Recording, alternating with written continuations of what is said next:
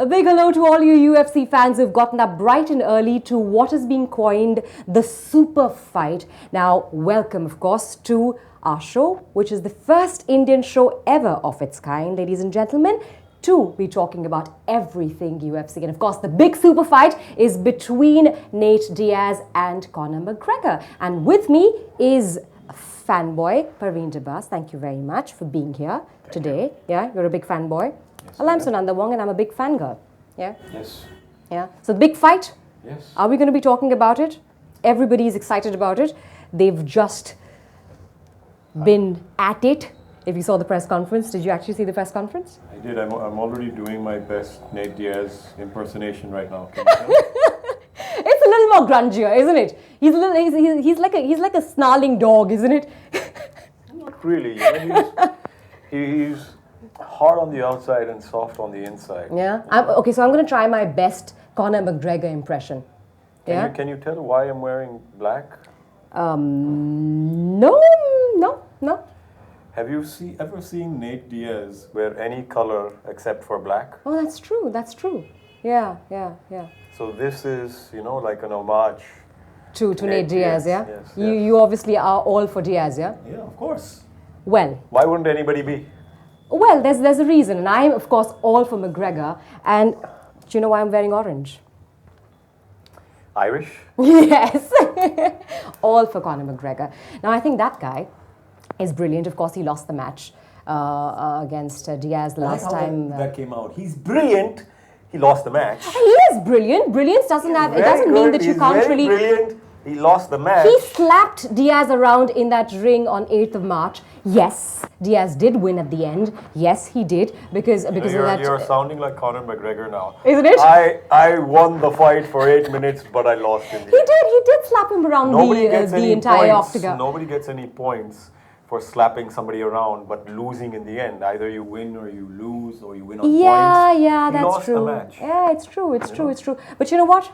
That's the big rematch, and perhaps we're going to win. It looks like it. We're prepared. Yeah. Oh, Yeah. so Yeah. Are you flying to Ireland for the match? Yeah. I wish I would have done that, Yeah. but yeah. Actually, the match isn't happening in Ireland. It's happening in Las It's, Vegas. yeah. As we all know. Yes. So, I think it's going to be huge. And it's going to become, the right word is not huger, though I'm dying to say huger. It's going to become humongous. Yeah. Because of the big fight that happened yesterday at the pre-fight press con. Yes. I mean, And I think, sorry, you going to say something? No, I mean, the boys can't wait to fight, yeah? I think that fight was waiting to happen.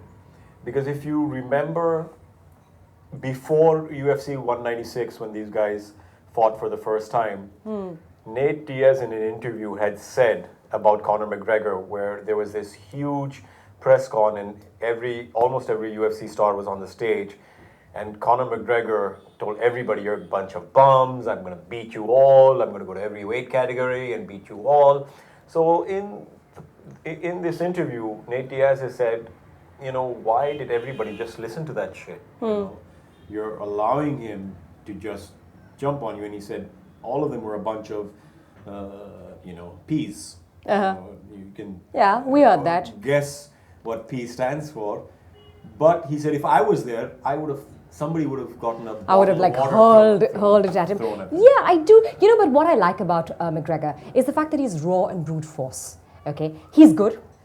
He's cocky, yes, he is. I mean, come on, the guy is great. He's brilliant. So I don't think there's any harm in being cocky at all. He is cocky. Okay, wait for it. But he's good. Okay, he's an aggressor. He's aggressive. That is his play. Psychological warfare is his thing. He's like the scarecrow from Batman. He needs to induce that fear, and that's exactly what he does. He gets into the octagon, and he is there to rule it. Yeah.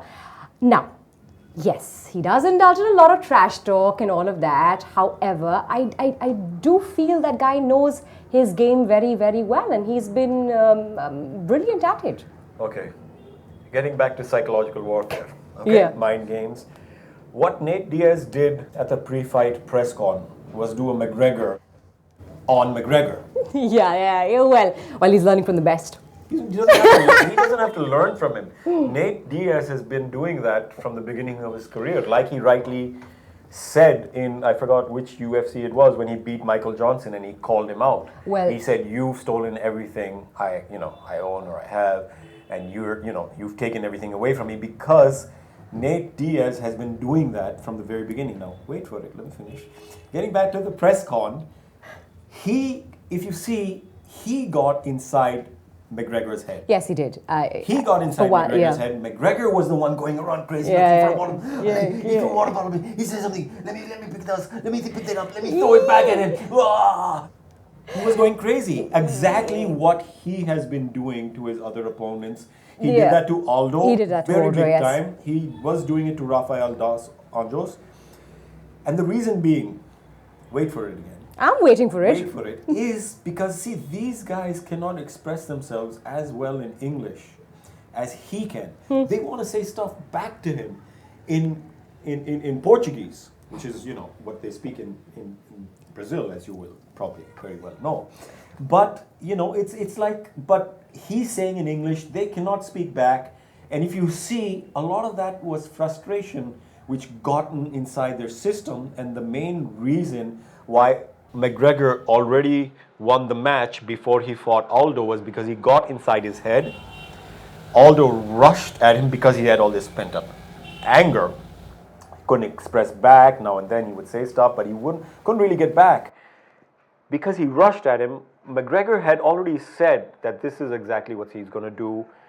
He had succeeded with his mental warfare. He has not been able to do that with Nate Diaz, even before 196, which is why it was so frustrating for him. He could never get inside Nate Diaz's head. Nate Diaz would very clearly say, "Fuck you." All right. Now, you've said your piece, okay, and I'm going to say this, okay? I think all of this is an alibi. So, it's a big game, of course. You played outside the octagon, you played inside the octagon. Yes, I'm going to play all the mind games that I perhaps can. I'm going to try and defeat you before the fight even begins. And that's, I think, how the best players do it. Muhammad Ali did it, for God's sake, and that's an inspiration for McGregor. I will do that at all times till infinity. I am going to try and get into your head. And yes, I do think, okay, Diaz has this sense of entitlement. Yes, he's been around for a very long time. He's been here for 10 years. And, he does feel that perhaps McGregor got it easy, got it early on in his career. He got the big fights, won the big fights. Yes, he is the blue-eyed boy. However, I do feel Diaz has perhaps a little sense of entitlement, which I don't think is the greatest thing in a fighter. I like Diaz. I don't mind him. Yeah, but... See, at the end of the day... Sissy boy. At the end of the day, he won. Yes, he did, but there's going to be a rematch. And we're going to get him. Like he said at the press con of UFC 200, yeah. Conor McGregor got his ass beat. It doesn't matter. See, bullshit walks. At the end of the day, it doesn't matter whatever McGregor said. Even now, he's saying the same thing. Yes, he is. At the end of the day, he lost that fight. Now, maybe you should, since you've been talking so much about McGregor, maybe you want to enlighten us on why you think he lost that fight. I think it was a moment of, in my opinion, I think it was one of those rare moments where the sun got in his eyes? I think it was okay. Can I complete what I want to say? I think it was one. Both of them have a similar kind of background. Both of them have a background in Brazilian Jiu-Jitsu, right? No. Isn't it? Well, see, Nate Diaz is a black belt in Brazilian Jiu-Jitsu. Yes. Conor McGregor has some knowledge. I would call a brown belt having some knowledge. You can't really compare that to Nate Diaz's Jiu-Jitsu. True. As we saw in the match when he tried to take him down in the end. However, he won with a judo move, not with a Brazilian Jiu-Jitsu move. Which was a real tomato. No, it's not tomato. That's judo and that's Jiu-Jitsu. Tomato. No. Nate Diaz has black belt Jiu-Jitsu. Yes, he does. I agree. Yeah. And what is your point here? My point is that you were saying that they're both equal in Jiu-Jitsu. Well, not equal, but they have a similar kind of background, don't they? They have a similar kind of background. Well, I would say both are predominantly boxers. Well, both know how to strike. Let me rephrase that. Conor McGregor is predominantly a striker. A striker with some grappling skills. With a lot of movement. With a lot of movement. Nate Diaz is a superb Jiu-Jitsu exponent who has developed his boxing to a very high level where one can call him one of the best boxers in the UFC now. I agree to that. In fact, there was one of these fights that I was watching yesterday where he actually went on after he won the fight, beat the shit out of this guy, and said, I think all these guys need to learn how to box. They need to learn how to But you still how to haven't strike. answered the question. Yes, okay. So I was saying basically, he fought brilliantly. Like I said, he slapped Diaz around the octagon. All this while, okay, I think it was a moment of, I think it was just a moment of trump. He just trumped him at that one moment and got him in that fabulous rear naked chokehold. And yeah, that was the end of McGregor in that particular match. He had to tap out.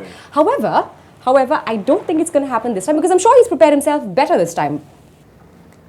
Okay, let me give you a little more accurate account of what happened. Sure. The more accurate account is Nate Diaz came into the fight with just 10, 11 days preparation. Yes, that's true. Which is fair enough. Okay, nobody's making excuses. Yeah.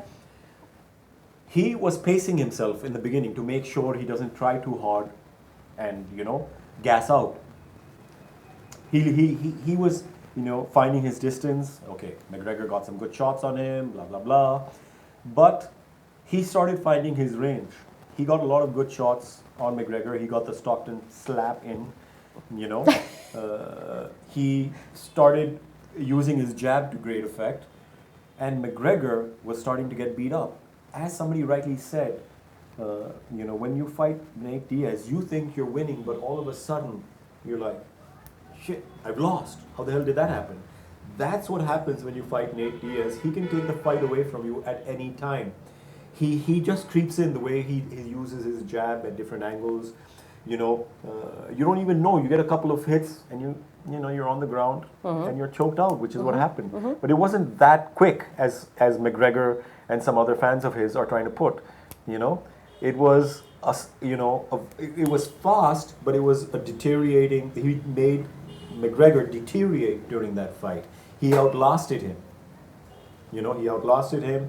He outpunched him eventually, and he frustrated McGregor. So McGregor had to go for the takedown and lunge at him, and that was Nate Diaz's moment. Like Nate Diaz rightly put in an interview right after the fight, that you think you're a wrestler now?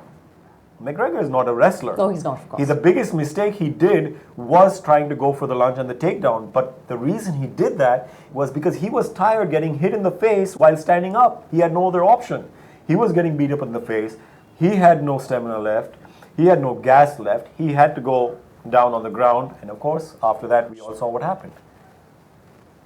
Fair. That's a whole bunch of knowledge, and I'm going to absorb that. But sounds terribly similar, actually, taking it away. You should be writing this stuff down. I should be. You should be writing it down. It sounds, but doesn't it sound? These are immortal pearls of wisdom. knowledge. Yes, I'm absorbing them, Parveen. I'm absorbing them. All right. Okay. Doesn't it sound very similar to just going a little off track? Like the last fight that we saw between Ronda Rousey and Holmes. Yeah. Where Of similar, where she went into attack and got outclassed. Well, except that Rousey never really was able to hit Holmes. Strike Holmes at all for that matter. She got a couple of good hits in. Yeah, but not. But Holmes, that fight was totally, Ronda Rousey's style suited Holmes. Yeah, of course, yeah. after that we've seen Holmes lose two fights. Holmes lose to, yeah. But that fight and Ronda Rousey's attacking style suited Holmes' counter-attacking style.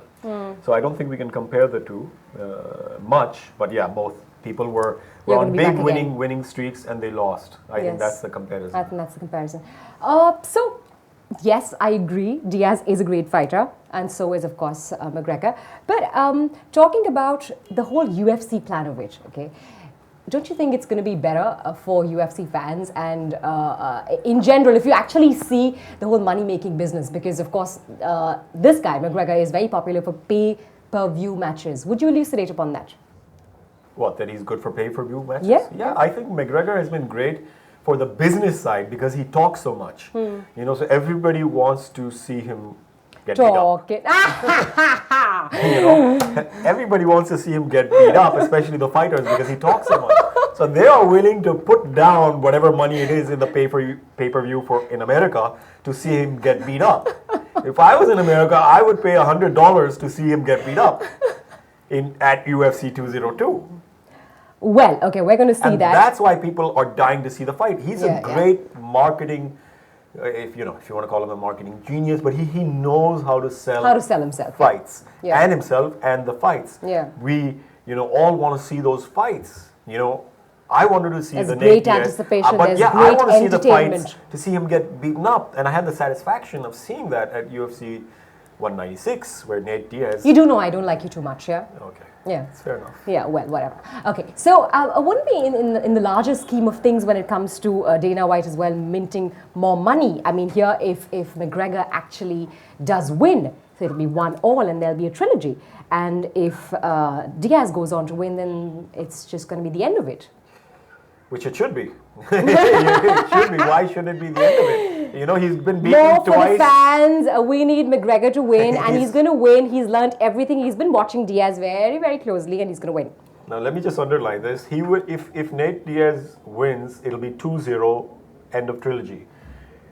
Conor McGregor goes down to defend his UFC featherweight belt.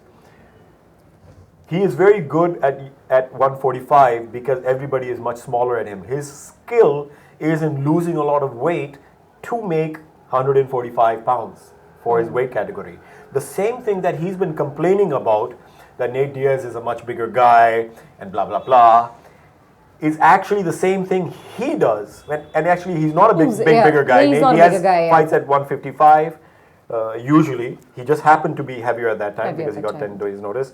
McGregor fights at 145 and was going to fight at 155 and said, I want to go to welterweight to beat Robbie Lawler also at that time, who was the champ at that time. So he has no reason to complain about that, but he is, again, much heavier actually than everybody else at 145. He's a much bigger guy than everybody, and he loses a lot of weight to make that weight class. Right. So actually, if anything, one should be talking about the advantage he has, at 145. But anyway, the fight is not at 145. The fight right now 170. is at 170. Right. What else? What other matches do we have coming up? Let me enlighten you again. All right, then. Here goes. Well, the other fight happening, the big fight happening on that card is Anthony Johnson versus Glover Teixeira. Now, Anthony Johnson, you should be writing this stuff down. Anthony Johnson, did lose, of course, to Daniel Cormier, and Daniel Cormier became the champ. Anthony Johnson was on a terrific streak, didn't get the chance to fight John Jones, fought Daniel Cormier instead. Anthony Johnson beat Alexander Gustafsson, who I'm a big fan of also, in the first round by knockout. Very brutal way in front of Alexander Gustafsson's home fans. Glover Teixeira had a title chance. He fought John Jones but lost. So this is a really excellent fight for the number one contender. Whoever wins this fight is actually going to fight for the championship belt with It's a light heavyweight category. It's a light heavyweight, yes. Fantastic. So that's the big match. Yeah, that's the other big match, and I think that is a really big fight to look forward to. Of course, everything has been overshadowed by the Nate Diaz and Conor McGregor, but it is a big fight. That's also another big fight. And of course, another big fight is I don't know if I should call it big fight. I don't want to put any fighters down because they put their life and blood and sweat into it. Yeah. But of course, Donald Cowboy Cerrone is a big fighter in the UFC, and he's fighting Rick Story at welterweight. I do think, even though they have, I think Donald Cerrone is about 30 wins, 8 losses, and Rick Story is about 13 wins and 7 losses, something like that. I could be off by a little, but I think that is more or less what it is. I think you need to check your facts. Well, I think it's more or less right. So that is going to be a really good fight. Any fight with Donald Cerrone is exciting. Of course, he lost that fight to Rafael, the title fight for 155. But, he's always an exciting fighter, and I think that's going to be a great fight as well leading up. There are a lot of other good fights on the card as well. I think it's going to be a really exciting card. But coming back, of course, to the main fight, I'll tell you why Nate Diaz, I think, is going to win again. All right. I think Conor McGregor is trying to talk himself up again. McGregor is the one doing all the talking all the time. And again, because of that, he's put all the pressure on himself again. I think what is special about Nate Diaz is his ability, of course, everybody's talked about that, is his ability to take punches and still not go down, and his jab. He's got the height advantage over McGregor, and that jab and his and his, of course, his jiu-jitsu skills. Even if McGregor is able, let's say, to take a takedown on Nate Diaz, but Nate Diaz is really good on his back. It can really quickly backfire on McGregor if he wants to take him down. If he tries it again, like I said the second time around. So I don't see him doing that again. I think he's going to try to stay on his feet. I think McGregor this time is not going to try to be the aggressor.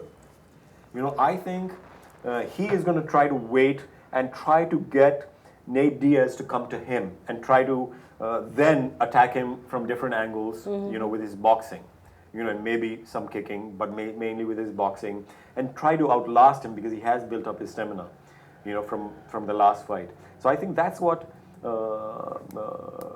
Conor McGregor is going to try to do, whereas Nate Diaz, is going to, I think, still use his jab to soften him up, and from the different angles that he boxes at, he's going to, keep softening him up and eventually take him down. And I do see the fight again ending with, a choke. It doesn't have to be a rear naked choke like the last time, but I do see the fight ending with a choke. That's how I see the fight ending in favor of Nate Diaz. Well, I do see the fight ending in favor of McGregor as a complete knockout. So shall we end at that? I think we should. On that note, it's absolutely clear who we're supporting. Mr. Diaz, Conor McGregor. All right, ladies and gentlemen, hope you enjoyed that. And the fight is about to begin. Take sides. Ta-da.